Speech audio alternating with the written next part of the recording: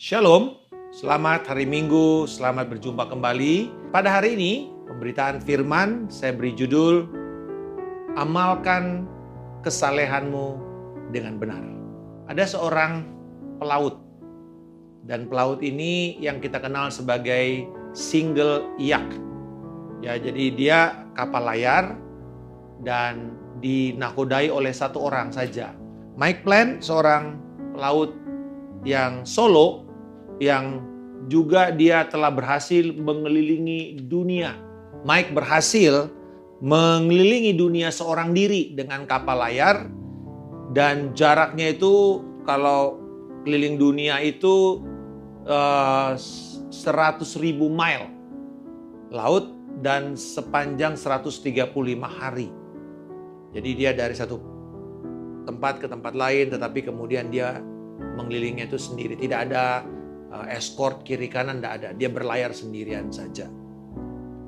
Dan pada tahun 92 bulan Oktober, dia memulai lagi untuk perjalanan keliling dunia dengan satu perlombaan yang bernama Vendée Globe, yaitu sebuah turnamen keliling dunia seorang diri dengan kapal layar. Dan pada bulan Oktober tahun 1992, Mike Plant mulai dari pelabuhan New York ke Perancis, berarti dia sedang melewati Atlantik, Samudra Atlantik. Kapal yang dia tumpangi adalah, atau yang dia naiki adalah kapal yang panjangnya 60 kaki, ya mungkin sekitar 20 meteran, dan dia memiliki lunas yang cukup berat, 4 ton. Dan biasanya kita tahu bahwa lunas itu di bawah air. Jadi ada yang namanya waterline, di kapal itu ada waterline, ada garis air, di mana yang ke atas itu dengan yang di bawah, dan yang di bawah itu harus berat. Kapal layar itu kalau misalnya pun dia terbalik, karena lunasnya lebih berat, dia akan kembali menggulingkan kapal itu untuk pada posisi yang benar. Jadi itu sebabnya lunasnya itu cukup berat. Jadi kalau kita melihat kapal-kapal di samudra itu dihantam oleh badai, dihantam oleh ombak besar. Sepertinya dia cuman kecil sekali saudara, diombang-ombingkan, tapi dia tetap bertahan karena apa? Karena lunasnya itu berat. Dan inilah yang menjadi stabilizer dan pengaman daripada kapal tersebut. Tetapi pada akhirnya, kira-kira bulan November, yang harusnya setelah beberapa minggu harusnya Mike Plant tiba di Perancis, dia tidak tiba. Dan akhirnya dilakukanlah pencarian dan ditemukan kapal itu sudah terguling. Tapi Mike tidak ditemukan di sana. Mike hilang. Dan yang lebih mengherankan, lunas kapal yang seberat 4 ton itu pun copot. Jadi makanya kapal itu tidak punya lagi pemberat sehingga dia bisa terguling dan selesai. Saudara-saudara, ini menarik. Karena ternyata the secrecy atau kerahasiaan, hal-hal yang tidak terlihat justru menjadi pengaman kita, stabilizer kita. Dan hal ini yang sama Yesus mengatakan di dalam Matius pasal yang ke-6 yang menjadi teks kita pada hari ini. Ayat yang pertama, dia memberikan pengajaran ini dengan sangat jelas. Ingatlah, jangan kamu mengamalkan kesalehanmu di depan umum supaya dilihat orang. Karena jika melakukan dengan demikian, kamu tidak memperoleh upah dari Bapamu yang di surga. Yesus mengatakan kepada orang Yahudi, pendengarnya pada saat itu dan murid-muridnya. Ingat, apa peringatannya? Jangan kamu mengamalkan atau melakukan, mempraktekkan ibadahmu, kesalehanmu di depan umum. Ada 3 kesalehan orang Yahudi yang penting. Dan Yesus sebutkan di sini. Yaitu pertama, memberi sedekah.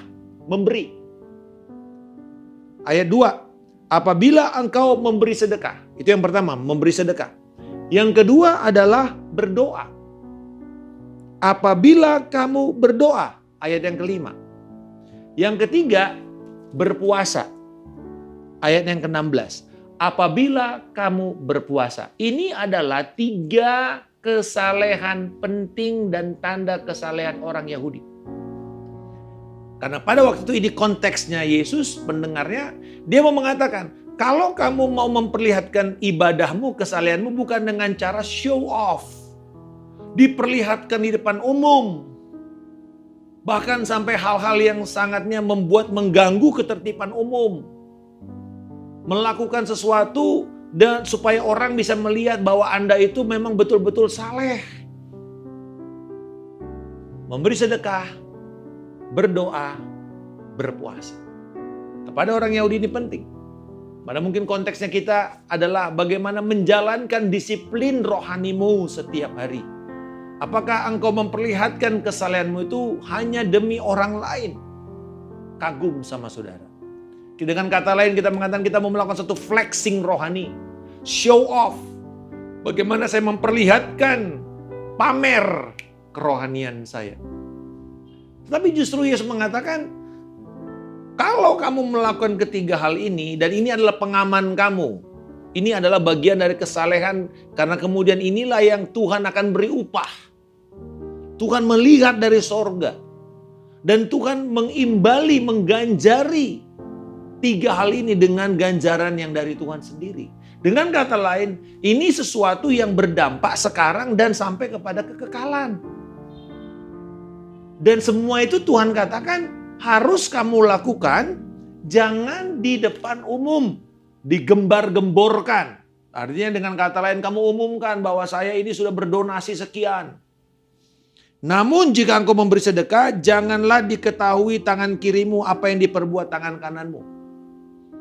Jadi ini bicara mengenai secrecy, kerahasiaan. Hendaklah sedekahmu itu diberikan dengan tersembunyi. Maka Bapamu yang di sorga akan melihat apa yang tersembunyi dan membalasnya. Bapa melihat, Bapa membalas.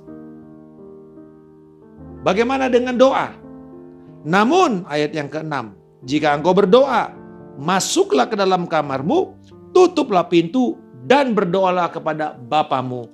Maka Bapamu melihat yang tersembunyi akan membalasnya kepadamu. Lalu kemudian ayat yang ke-16. Setelah dia bicara mengenai berpuasa, ayat 17. Namun apabila engkau berpuasa, minyakilah kepalamu, cucilah mukamu, supaya jangan dilihat orang bahwa engkau sedang berpuasa, melainkan hanya oleh Bapamu yang ada di tempat tersembunyi. Bapamu yang melihat yang tersembunyi akan membalasnya kepadamu. Saudara-saudara, apa prinsip yang jelas Yesus mau katakan kepada kita? Apakah kita tidak boleh beribadah di tempat umum? Maksudnya kita beribadah gitu, datang ibadah korporat ke gereja, kita menyembah, kita berdoa bersama-sama, atau kita mungkin ikut doa puasa, datang berdoa. Apakah nggak boleh? Kita memberi persembahan, nggak boleh. Tidak, bukan itu intinya. Intinya adalah bagaimana mengamalkan kesalehan. Apa yang Yesus mau ajarkan kepada kita untuk mengamalkan kesalehan kita dengan benar. Yang pertama, perhatikan sikap hatimu. Apakah engkau melakukan itu untuk orang lain memuji saudara? Pertama dikatakan dengan menggembar-gemborkan hal itu seperti orang munafik. Supaya dipuji. Nah itu dia. Jadi what is the purpose of you doing this? Itu kira-kira mau pertanyaan Yesus. Kalau kamu mau purpose-nya adalah, oh hebat loh dia. Dia sudah memberi banyak. Wah donasinya hebat. Bapak Ibu, kadang-kadang di dalam gereja, ada gereja yang melakukan best practices-nya mengumumkan. Ada yang mengizinkan meminta dengan nomor atau dengan nama atau dengan NN. Tapi pertanyaannya adalah bukan untuk membuat orang itu mau hebat, tetapi untuk pertanggungjawaban. Ya, tapi ada orang yang wah ngotot namanya mau ditaruh di situ supaya orang tahu hebat loh. Nah, kalau udah begitu berarti motifnya sudah salah. Itulah yang dikatakan tadi menggembar-gemborkan persembahannya atau sedekahnya. Kita memberi kepada Tuhan. Sebagai apa? Sebagai respons kita kepada Allah. Respons kita kepada Allah karena kasih karunia-Nya. Jangan seperti orang munafik. Orang munafik ini artinya saudara, karena pada masa itu munafik itu artinya dua muka. Dua muka. Ini biasanya dipakai oleh para pelakon-pelakon atau para artis-artis yang ada di sandiwara. Kamu jangan jadi orang munafik yang pakai dua muka, pakai topeng untuk kamu menyampaikan, menggembar-gemborkan. Mungkin sebenarnya kamu tidak mau atau kamu tidak suka, tapi demi orang lain memuji kamu, kamu lakukan. Dikatakan kamu akan mendapat upahnya. Kan sudah mendapat upahnya. Orang sudah tepuk tangan sama saudara. Demikian juga dengan orang yang berdoa.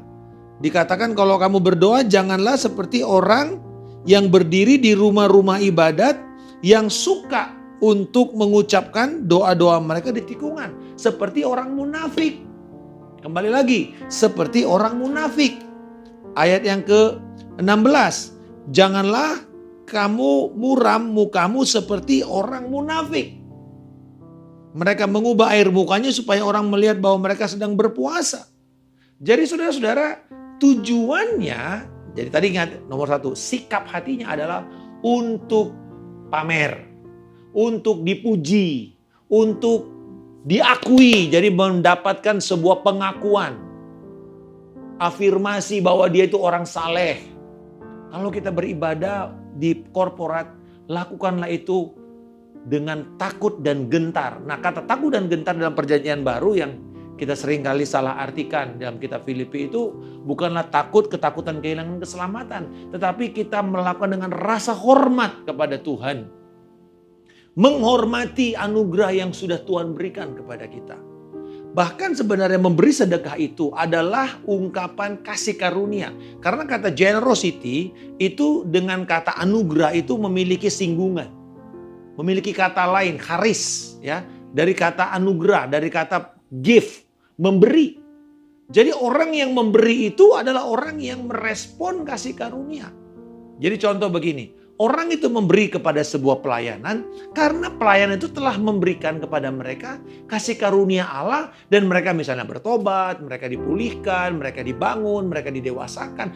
Kasih karunia Allah itu meluap sehingga kemudian mereka merespon kasih karunia Allah itu dengan memberi.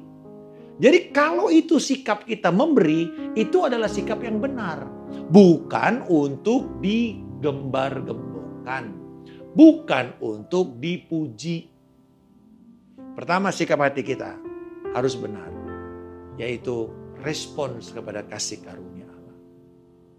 Yang kedua, kamu harus melakukan itu dengan tersembunyi.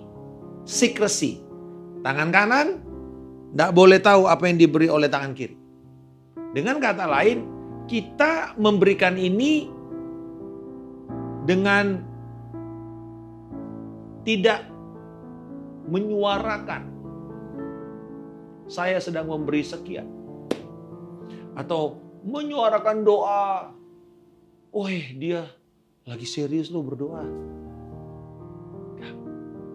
Atau puasa mukanya muram. Enggak. Jangan perlihatkan. Biarkan ini adalah komitmen kita kepada Tuhan. Kita membawa persepuluhan kita membawa persembahan kita berdoa, kita berpuasa.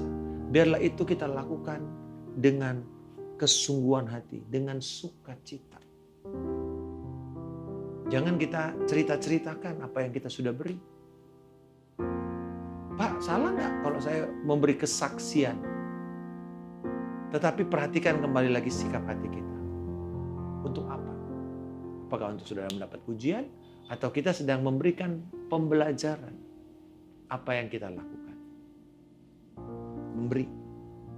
Dan yang ketiga, tersembunyi tadi. Karena itu menjadi dasar. Seperti lunas kapal tadi. Ketika dia kuat, dia kokoh. Dia yang akan menjaga kita di atas itu. Walaupun begitu banyak orang-orang mungkin berbicara, tapi kita akan tetap tenang. Karena lunas ini kokoh. Saudara, saya mau mengajak kita semua untuk sungguh mengingat ini. Perhatikan bagaimana kita melakukan kesalehan kita. Jaga sikap hati kita.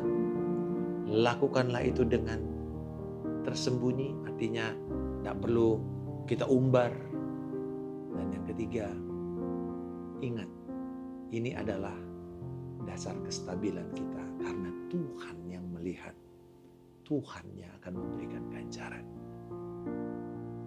Mari kita melakukan, mengamalkan kesalehan kita, spiritualitas kita itu dengan tulus hati, dengan gembira, tapi tetap dengan sikap hati yang merespon kepada kasih karunia Tuhan. Bukan bragging, flexing, gembar-gemborin, pamer ibadah. Ibadah bukan dipamerkan, ibadah untuk dikerjakan. Kami bersyukur Bapa hari ini. Biarlah kiranya ibadah kami, kesalehan kami adalah respons dari kasih karunia Tuhan dalam hidup kami. Sehingga kami menjalankan semua itu dengan hormat, dengan rasa syukur, dengan sikap hati yang benar. Dan kami berdoa, biarlah kiranya Tuhan memberkati. Dan Tuhan melihat, Tuhan yang memberikan imbalan, mahkota yang sudah tersedia kepada setiap umat-Mu yang menjalankan ini dengan benar. Di dalam nama Tuhan Yesus Kristus, kami berdoa dan mengucap syukur. Haleluya. Amin. Immanuel, salam kemenangan. Saya Pendeta Markus Simanjuntak.